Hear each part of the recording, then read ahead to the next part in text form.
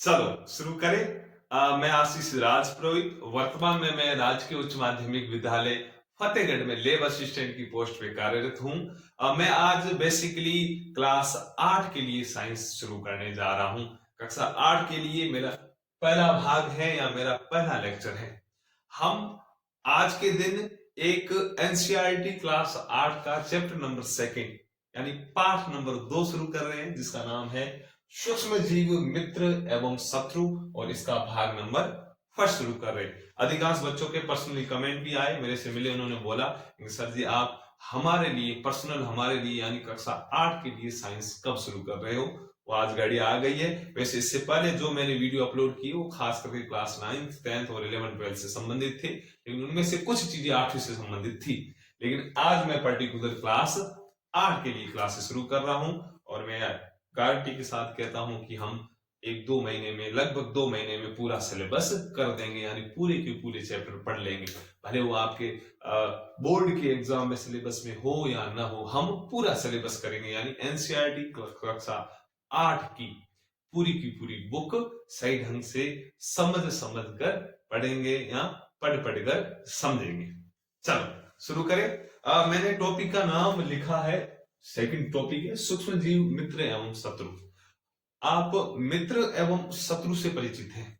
जो आपका भला चाहे, जो आपको आगे बढ़ने में प्रोत्साहित करे, वो आपका मित्र होगा। शत्रु क्या होता है? जो आपको नुकसान पहुंचाए, जो आपको आगे बढ़ने में बाधा पैदा करे, वो तो शत्रु होता है। आगे लिखा हुआ है सूक्ष्म जीव। सूक्ष्म का मतलब क्या होता है, किसी को पता है? सूक्ष्म, यदि किसी के आगे मैं ऐसे लिखता हूं सूक्ष्म, क्या मतलब होता है सूक्ष्म? चलो, महावीर कक्षा 8, ज्योति सेन कक्षा 8, करण सेन कक्षा 8, केसर तुम बताओ क्या है सूक्ष्म जीव? प्रदीप सोडा कक्षा 8, क्या होता है सूक्ष्म जीव? Very good. सूक्ष्म का मतलब होता है सर छोटा। सूक्ष्म का मतलब छोटा, और जीव का मतलब जो सजीव है। जीव का मतलब जो जिंदा है। जिंदा मतलब जिसके अंदर उपापचय क्रिया चलती हो, श्वसन चलता हो, जिसके अंदर पाचन चलता हो, उत्सर्जन ये सब चल रहा है, वो जिंदा है। और सूक्ष्म का मतलब होता है छोटा। वेरी गुड, अधिकांश बच्चों ने सही आंसर दिया। इसका मतलब हमारे लिए कुछ ऐसे सूक्ष्म जीव हैं जो मित्र या दोस्त की भांति कार्य करते हैं, और कुछ ऐसे सूक्ष्म जीव हैं जो शत्रु की भांति कार्य करते हैं। अब आप ये मत सोचो सर ये छोटे से होते, टिन्ने से होते, शत्रु होके हमारा क्या बिगाड़ लेंगे। कोई बड़ा आए, मेरे जैसा आए, समान हाइट का आए, हट्टा कट्टा आए, तो अपन डरे भी से। ये छोटे छोटे से तो हमारा क्या बिगाड़ लेंगे, हाँ या ना? तो मैं कह रहा हूं आपको कभी बुखार हुआ या नहीं? जैसे मलेरिया जैसा कोई बुखार हुआ होगा तो वो सूक्ष्म जीव के कारण होता है। यानी होता तो वो टिन्ना सा है, छोटा सा, लेकिन आपको नचा के रख देता है। तो हम इस चैप्टर में प्रॉपर्ली इनके बारे में पढ़ेंगे। बहुत ही बढ़िया टॉपिक है, समझने लायक टॉपिक है, और हम एक एक पॉइंट को समझेंगे। चलो ठीक है, करें शुरू। अब आप ऐसा करो, पहला एक हेडिंग डालो यहां पर, सूक्ष्म जीव, ऐसे लिख लो आप, सूक्ष्म जीव।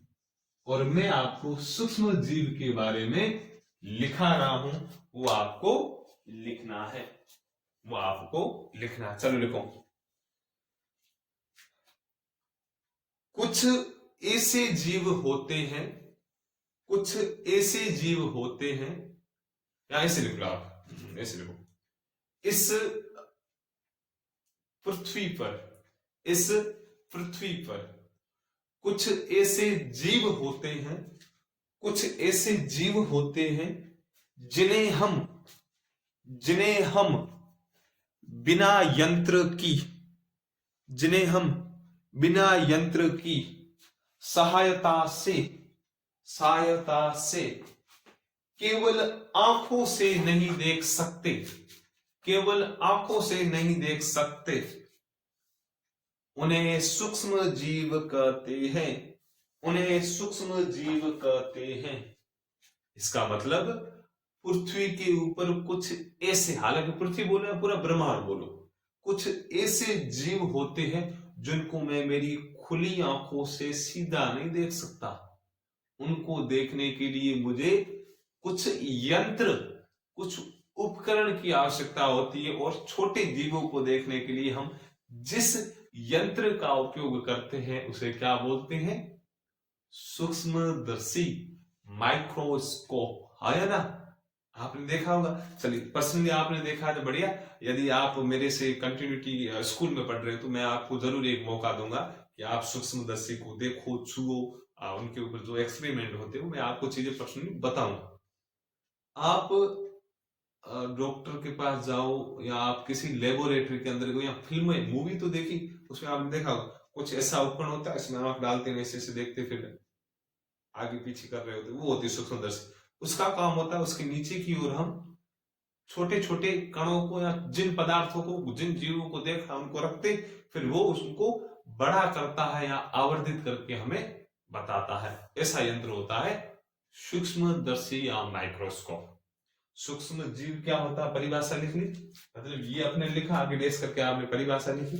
अब आगे आप लिखो, अब आगे आप लिखो, मैं यहां पे लिख रहा हूं, वो लिखा, खड़ी पे लगा के आगे लिखो।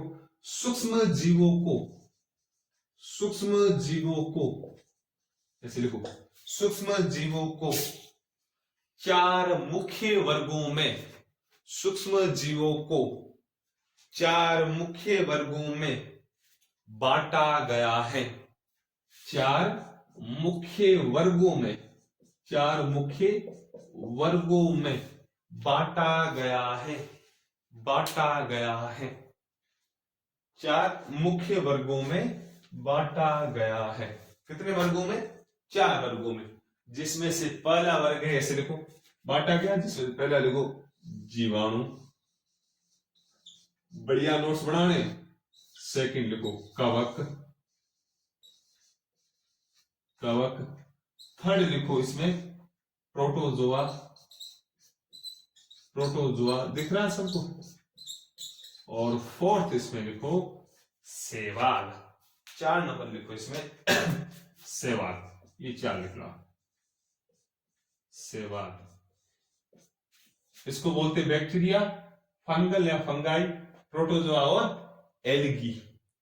इनको इंग्लिश में यही बोलते, बैक्टीरिया, फंगस, प्रोटोजोआ और एल्गाइया, ये इनके इंग्लिश में नाम। 4 आपको पूछा जाए कि ये सूक्ष्म जीव को कितने वर्गों में बांटा गया है, उन वर्गों के नाम लिखो, जीवाणु, कवक, प्रोटोजोआ और शैवाल। ये इनके हैं वर्ग, आपको नाम ध्यान रखने हैं।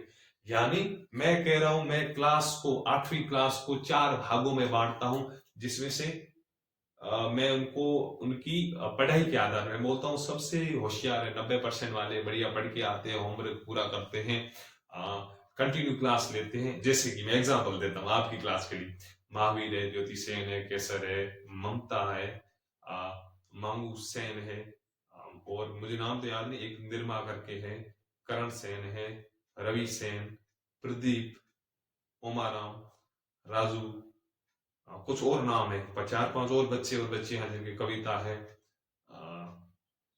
2-4 और नाम है, मुझे याद नहीं आ रहे, ठीक है। तो उनको मैं एक ग्रुप में बांटता हूँ, एक समूह बांटा। फिर कुछ एवरेज बच्चे जो ठीक ठाक पढ़ते, उनको मैं एक साइड में बांटता हूँ। कुछ बच्चे हैं जिनको मैं एक और साइड में बांटता हूँ। ऐसे करके 4 में वर्ग बनाता हूँ। सबसे होशियार ये है, फिर थोड़े कमजोर, फिर थोड़े कमजोर, लास्ट में ये, इनका कुछ नहीं होना।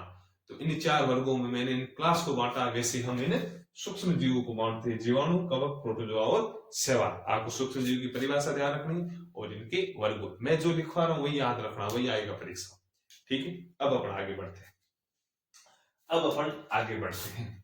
आपने वायरस नाम सुना? वायरस आया ना?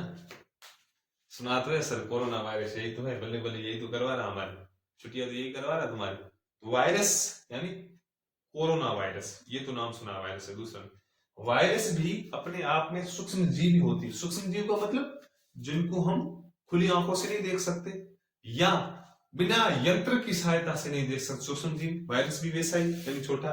लेकिन वायरस को इन वर्गों में नहीं बांटते। इन वर्गों में सिर्फ जीवित जीवों को बांटा जाता है, जिनकी खुद की उपापचय क्रिया हो, जिनका खुद का पाचन तंत्र हो, जिनका खुद का श्वसन तंत्र, उन्हीं को रखते। वायरस को मैं इसमें नहीं रखूंगा। यदि वायरस को रखता तो 5 नंबर हो जाता, क्योंकि वायरस अकोशिक जीव है। कैसा जीव है? अकोशिक। सर अकोशिक जीव कैसा? ऐसा जीव जो किसी निर्जीव या मरी हुई वस्तु पर मरा हुआ होता है, लेकिन उसे कोई जीवित कोशिका मिल जाती है, तब वो जिंदा हो जाता है और अपना गुणन करता है, अपनी प्रतिलिपि बनाता है, अपनी कॉपी बनाता है, अपने बच्चे पैदा करता है या अपनी उपापचय क्रियाओं को सुचारू करता है। इसलिए वायरस एक अकोशिक जीव है, असेलुलर जीव है, जिसके कारण वायरस को मैं इसके अंदर नहीं रखूंगा, इसके अंदर नहीं रखूंगा। चलो ये लिख लिया। अब मैं आपको कुछ रोगों के बारे में लिखवा रहा हूं, एनसीईआरटी बुक में जैसा दिया हुआ वो रोग आप लिखते जाओ और याद भी करना। मैं कल पूछूंगा आपको, आते ही सबसे पहले पूछूंगा। आप ऐसे लिखो, कुछ रोगों के बारे में लिखवाऊं, रोग वो लिखो आप। यहां आप ऐसा कुछ 4 वर्ग लिखे आपने, यहां पे आप लिखो विषाणु, एक लाइन छोड़ के लिखो विषाणु। विषाणु हिंदी में बोलते हैं, इंग्लिश में बोलते हैं वायरस। भले वायरस बोलो भले विषाणु बोलो, दोनों एक ही है। डैश करके लिखो। आपने पहले सूक्ष्म जीव की परिभाषा लिखी, फिर आपने 4 वर्ग लिखे। अब आप एक लाइन छोड़ के ऐसे लिखो विषाणु या वायरस ये क्या होते हैं, इन्हें भी अपन लिखे, इन्हें भी लिखे अपन। अब इसमें लिखो वायरस भी सूक्ष्म जीव होते हैं, यानी छोटे जीव होते हैं। ऐसे लिखो वायरस भी सूक्ष्म जीव होते हैं, सूक्ष्म जीव होते हैं। मैं वापस रिपीट कर रहा हूं, मैं बोल रहा हूं वायरस भी सूक्ष्म जीव होते हैं, परंतु वे अन्य सूक्ष्म जीवों से भिन्न हैं, परंतु वे अन्य सूक्ष्म जीवों से भिन्न हैं, अन्य सूक्ष्म जीवों से भिन्न हैं। खड़ी पाई लगाकर लिखो, खड़ी पाई लगाकर लिखो। वे केवल परपोषी में ही, वे केवल परपोषी में ही गुणन करते हैं, गुणन करते हैं। गुणन का मतलब वृद्धि करना, गुणन का मतलब क्या है? वृद्धि करना। गुणन करते हैं, गुणन करते हैं।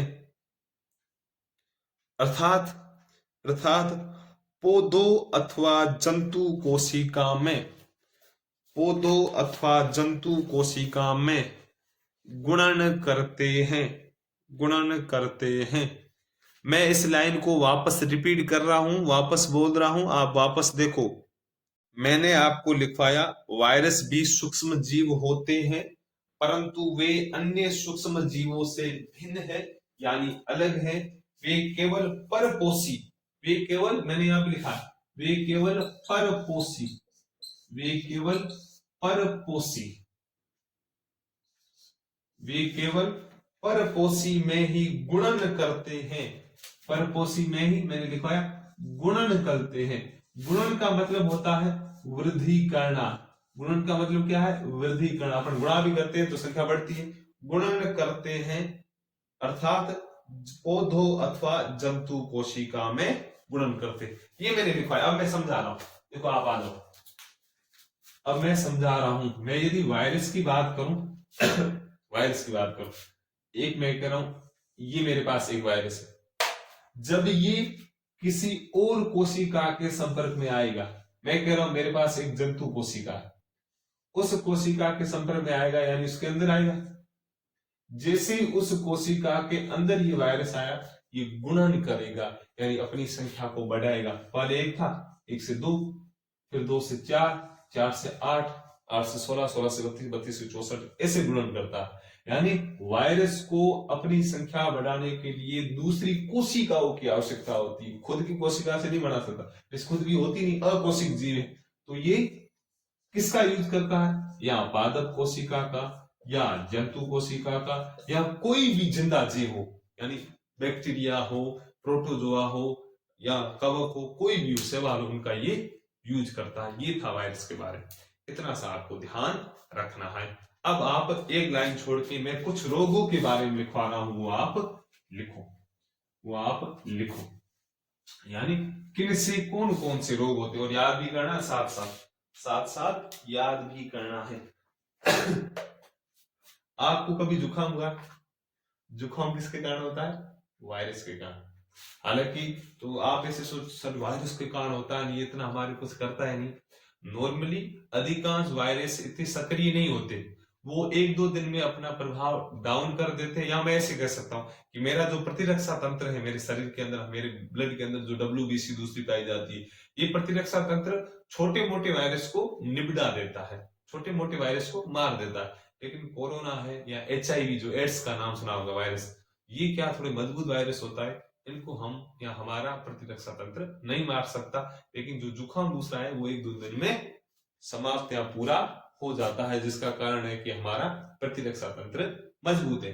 चलो मैं यहाँ पे लिखता हूं वायरस, क्या वायरस, इसे लिखो वायरस। इससे क्या होता है, आपको जुकाम हुआ है या इन्फ्लुएंजा यानी फ्लू, फ्लू बोलो या जुकाम, लगभग यानी सैंडो बीजवाणु को हुआ को, ये किसके कारण होता है, ऐसे लिख लो। चलो सॉल्व, यहाँ पे ऐसे लिखो, डैश करके लिखो, जुकाम, जुकाम, या फिर लिखो इन्फ्लुएंजा, इन्फ्लुएंजा, और हिंदी में लिख लो, सॉरी इन्फ्लुएंजा, फ्लू, या एक हिंदी इंग्लिश एक लग रही मुझे, फ्लू, एवं एवं अधिकतर खांसी, अधिकतर खांसी, डैश करके ये लिखते जाओ, अधिकतर खांसी, अधिकतर खांसी वायरस द्वारा होती है, या वायरस द्वारा होते हैं, वायरस द्वारा होते हैं, होते हैं, ये लिख लो आप। वो तारा लगा देना, मैं पूछूंगा, आपको पूछा जाए जुकाम, इन्फ्लुएंजा या फ्लू एक ही है, एवं हमें जो खांसी होती है अधिकतर वो किसके द्वारा होती है, वायरस द्वारा या विषाणु द्वारा। लिख लिया, याद करते हुए चलना। आपको पूछे कि वायरस से कौन कौन से रोग होते हैं, HIV एड्स का तो आपको पता है, लेकिन उसके अलावा ये भी ध्यान रखना सर जुकाम है, इन्फ्लुएंजा है, या जो खांसियां होती है अक्सर, वो किसके कारण होती है, वायरस के कारण, वायरस के कारण और वायरस के कारण। चलो कुछ आगे लिखो कुछ और भी लिखो, यहां तक लिख लिया। अब आगे लिखो, कुछ विशेष, कुछ विशेष रोग जैसे कि, कुछ विशेष रोग जैसे कि पोलियो, कुछ विशेष रोग जैसे कि पोलियो, अभी लिखा हुआ पोलियो एवं खसरा, एवं खसरा, एवं खसरा, खसरे को इंग्लिश बोलते हैं मीजल्स, एवं खसरा भी वायरस द्वारा होते हैं, भी वायरस द्वारा होते हैं। यानी आपको पूछा जाए वायरस द्वारा होने वाले रोग कौन से, तब तुम लिखोगे सर जुकाम, इन्फ्लुएंजा या फ्लू, अधिकतर खांसी, इसके अलावा और पोलियो और खसरा, ये भी वायरस द्वारा होते हैं। जिंदगी की दो बूंद जरूरी, सुना होगा एक टैग आता, अमिताभ बच्चन की लाइन आती है कि छोटे बच्चों को हम पोलियो की खुराक देते हैं और उन्हें देनी भी चाहिए, इनको सही ढंग से नहीं मिलती, उनको पोलियो रोग हो जाता है जो वायरस के कारण होता है। और आपने कुछ ऐसे एग्जाम्पल देखे होंगे जो पोलियो रोग के शिकार हैं। ये लिखा आपने, अब आगे लिखो, अब आगे लिखो, ये लिखा, एक लाइन छोड़ के फिर ऐसे डैश करके लिखो आगे, वायरस का लिख लिया, अब आप एक लाइन छोड़ के कुछ और लिखो, कुछ और लिखो। अब लिखो, अतिसार एवं मलेरिया, अतिसार, अतिसार एवं मलेरिया, देखो अतिसार एवं मलेरिया प्रोटोजोआ द्वारा होते हैं, प्रोटोजोआ द्वारा होते हैं, किसके द्वारा, प्रोटोजोआ, प्रोटोजोआ एक वर्ग होता है सूक्ष्म जीवों का, ऐसे लिखो प्रोटोजोआ द्वारा होते हैं, प्रोटोजोआ द्वारा होते हैं। अब एक लाइन छोड़ के फिर ऐसे डैश करके लिखो, एक लाइन छोड़ के फिर डैश करके लिखो, टाइफाइड, टाइफाइड, देखो यहां बोर्ड पे लिखा है टाइफाइड एवं एवं क्षय रोग, क्षय रोग को बोलते टीबी, टीबी नाम सुना है आपने, टीबी रोग का तो नाम सुना ही होगा, पेशेंट भी देखे होंगे, क्षय रोग या टीबी बोलो, ऐसे लिखो, नई लाइन से शुरू करना है डैश करके, टाइफाइड एवं क्षय रोग यानी टीबी, जीवाणु द्वारा होते हैं, यानी बैक्टीरिया। आगे लिखो, जीवाणु द्वारा होते हैं, जीवाणु द्वारा होते हैं। बढ़िया नोट्स बना ले, जो इंपोर्टेंट लिखवा रहा हूं वही चीजें आएगी। ये लिख लिया? वापस मैं रिपीट कर रहा हूं, टाइफाइड एवं क्षय रोग यानी टीबी जीवाणु द्वारा होते हैं। किसके द्वारा होते हैं? जीवाणु द्वारा होते हैं। मैं वापस रिपीट कर रहा हूं, यदि आपको पूछा जाए प्रोटोजोआ द्वारा होने वाले रोगों के नाम लिखो, प्रोटोजोआ द्वारा होने वाले रोगों के नाम लिखो, तब तुम क्या लिखोगे कि सर अतिसार एवं मलेरिया, अतिसार एवं मलेरिया प्रोटोजोआ द्वारा होते हैं। यदि आपको पूछा जाए कि जीवाणु द्वारा होने वाले किन्हीं दो रोगों के नाम लिखो, तब तुम लिखोगे टाइफाइड एवं क्षय रोग यानी टीबी जीवाणु, जीवाणु का मतलब बैक्टीरिया, जीवाणु द्वारा होते हैं। ये आपको ध्यान रखना है। आज का लेक्चर इतना खूब है, सही ढंग से बढ़िया अच्छी तरह से नोट्स बनाना, चीजों को समझने की कोशिश करना। मेरी पूरी कोशिश रहेगी कि मैं एक एक चीजों को समझाऊं। वैसे जो जनरली क्लास में स्कूल में मेरे से जो कक्षा 8 के बच्चे पढ़ रहे, कक्षा 8 वैसे मेरी फेवरेट कक्षा है, क्योंकि अधिकांश बच्चे साइंस में इंटरेस्ट ले रहे, अधिकांश मतलब आधे से ज्यादा बच्चे सही ढंग से पढ़ के आ रहे हैं, नोट्स बना रहे। ऐसे आप बढ़िया तैयारी करो, ऐसे पढ़ाई करो, और जितना मेरे से पढ़ाया जाएगा उतना मैं पढ़ाऊंगा। खूब है? आज के लिए इतना खूब है। जय हिंद, धन्यवाद, बेस्ट ऑफ लक।